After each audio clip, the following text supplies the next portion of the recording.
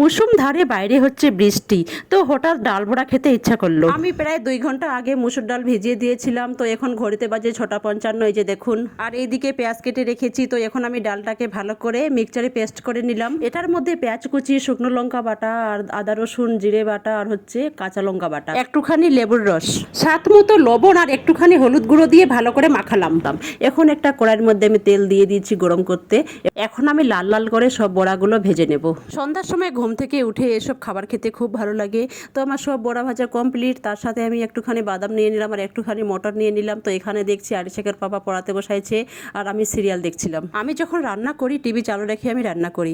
এইদিকে আমার সিরিয়াল দেখাও হয় আর এইদিকে রান্নাও হয়। কত খেয়ে বলো তো কেমন আছে? ভালো আছে?